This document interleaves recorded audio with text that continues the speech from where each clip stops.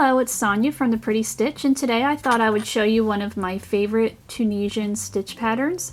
I'm going to be using a regular straight crochet hook, so you don't need to invest in a long Tunisian hook if you're not sure if you like Tunisian, or if you just wanted to practice some stitches, you know, a regular straight one will work just fine. So I'm using an eye hook, and I just have some random worsted weight yarn to get started. So to start this stitch pattern, we are going to make our slip knot, put it on our hook, and I will chain, let's do 12.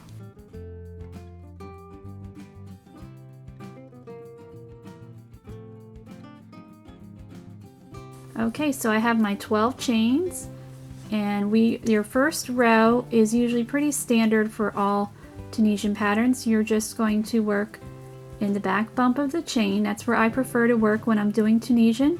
And you're going to be pulling up loops in all of the chains. So this will count as our first stitch here. So make sure your first stitch, your loop on your hook is, you know, not super tight but not super loose, and you're just going to pull up. So you'll insert your hook into the first back bump and pull up a loop, and you're going to leave that loop on your hook, and you're going to continue across the chain, and you will have a total of 12 loops on your hook.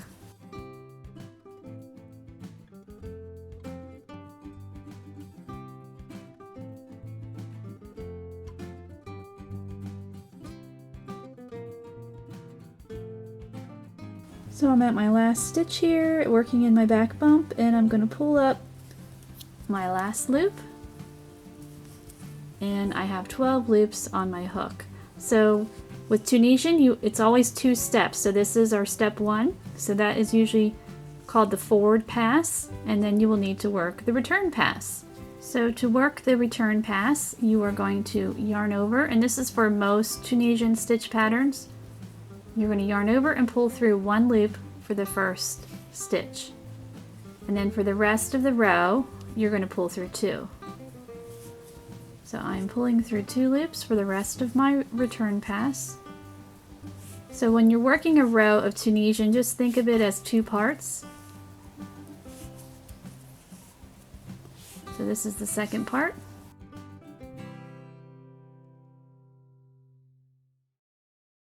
So now we have finished up the first row of our Tunisian, and I'm not sure what the stitch is called. I've called it the Honeycomb Stitch. I think people have called it something different, but we're going to call it the Honeycomb Stitch because to me it looks like a honeycomb. So for most projects you will work, you know, just a regular Tunisian simple. That's what it creates right here. This is like your foundation row, and then, you know, you build off of that. So what we're going to do is there's 2 different stitches, that actually technically 3: Tunisian purl stitch, Tunisian simple stitch, and Tunisian knit stitch. And if you don't know how to do those stitches, we'll have links in the description box so you can, you know, just check those videos out, and that'll teach you how to do those stitches. So we are going to work in this bar right here. This will count as our first stitch. So remember, you don't want your loop on your hook like that. You just want to make sure that it's, you know, nice and snug but not too tight. And our first stitch is going to be Tunisian simple. So there's our Tunisian simple. Our second stitch is a purl, so you're going to put your yarn in front. So any of you knitters out there, that will be very familiar to you. And pull through, so you've got your little purl in the front, and then your next one is Tunisian simple, and you just continue to alternate that Tunisian simple, Tunisian purl all the way across for row 2. And this is our forward pass. There's always 2 steps. So step 1.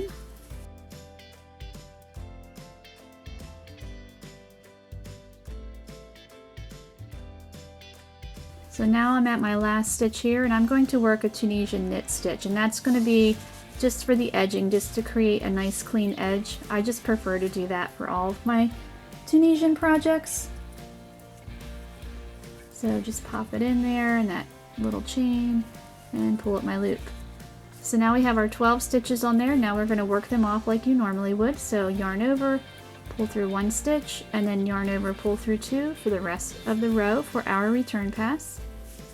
and then row 2 will be completed. So for if you're doing a little swatch like I am, you can make as many chains as you want. It doesn't really matter. Your stitch pattern will be Tunisian simple, Tunisian purl, all the way across. So I think if you worked an odd number of stitches, then you would have Tunisian purl, then this would be a Tunisian simple, and then just pop in your knit stitch at the end just to create a nice clean edge. So now we are ready for our third row, and then this row is really going to start shaping the stitch pattern. You're really going to start to see it pop. So for row 2, we had worked this stitch here, a Tunisian simple. So now we're going to reverse it, and you're going to work Tunisian purl. So any Tunisian simple stitches, you will be working a Tunisian purl, and then this next stitch, you probably guessed, is going to be a Tunisian simple. So you're going to work all your Tunisian simple stitches on top of a Tunisian purl. So then this one is a purl, and that one is a simple. And it's really easy to tell the purls because you can see the little purl right there. And then the simple is just more of a straight bar. And I just really like the fabric that this creates. As I said before, it's like I call it the honeycomb stitch. And it really does kind of look like that. And it's just a really nice fabric, I think.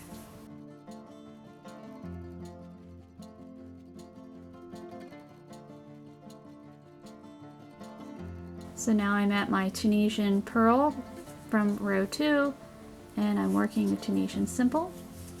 And I'm at my last stitch here, and just working the knit stitch just to create the clean edge.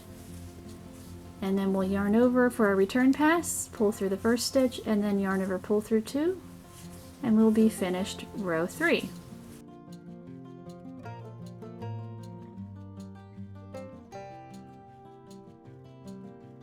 And row 3 is finished. So now we're ready for row 4. So once you get a couple rows in, then you'll really be able to see the stitch pattern. So now we're going to go back and work. This stitch is going to be a simple because it's a purl. So you're always going to be working the opposite stitch from the previous row. So you see a purl here, so now we know we need to work simple. And then the next stitch is going to be a purl.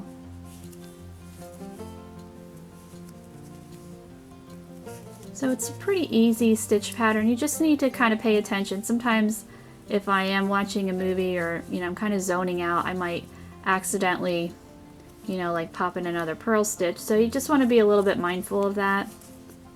But it's not one that you have to concentrate, super hard and do all this counting and things like that, like some stitch patterns are. And there's nothing wrong with those, but sometimes, you just want to give your mind a little bit of a break and not have to think too hard.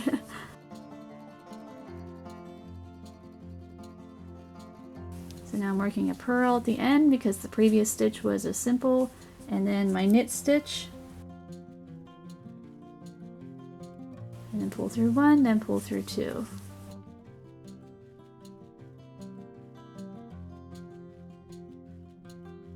So now we have created row 4, so you can see it a little bit there. It's starting to create that honeycomb effect. So now row 5, and we can count our rows very easily. Just turn it on its side, 1, 2, 3, 4.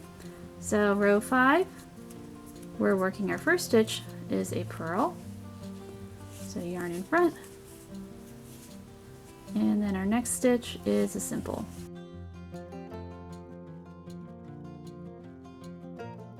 And sometimes with those purls, that purl can kind of ride up a little bit, and it can hide your stitch, but it's there. Just kind of pull it down and pop your hook in there, especially if you're using a smaller hook. So if you've never worked much Tunisian, then maybe you would want to use a little bit of a larger hook. And I just usually kind of use my thumb to pop the stitch on there. Because like this one, you can really see the stitch. There's not a whole lot of room. And I just kind of use my thumb, push that on there, and now I'm at my last stitch, working the knit. And we're working our return pass, which is the same.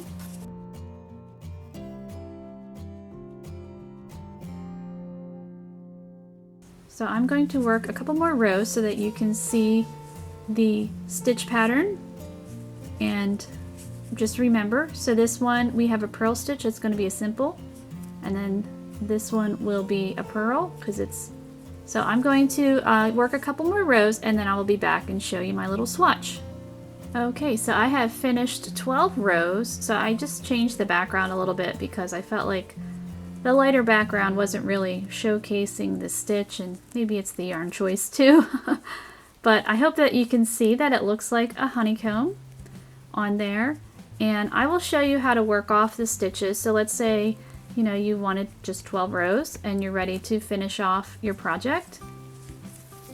So you're just going to continue in the stitch pattern. So this is a Tunisian simple stitch right here. So now we're going to do a purl. And then you're going to finish off the stitch by pulling through both of those loops. And then this one would be, this is a purl stitch, so you're going to work a simple. And just when you're finishing off stitches, make sure that your tension doesn't get too tight so you don't, you know, mess up the look of your project.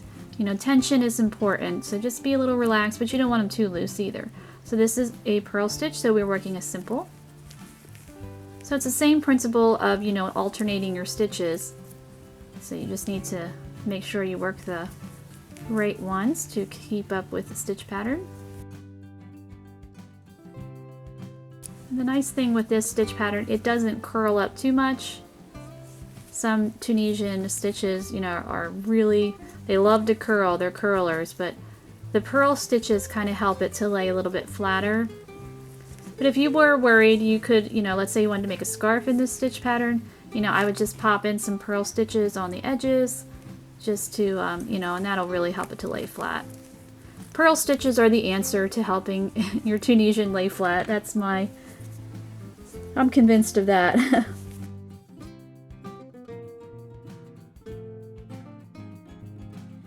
So in my last stitch, I'm going to work my knit stitch. And then I've worked off my stitches. Creates a nice, neat look there. So I hope you enjoyed this little Tunisian stitch tutorial, and I thank you so much for watching.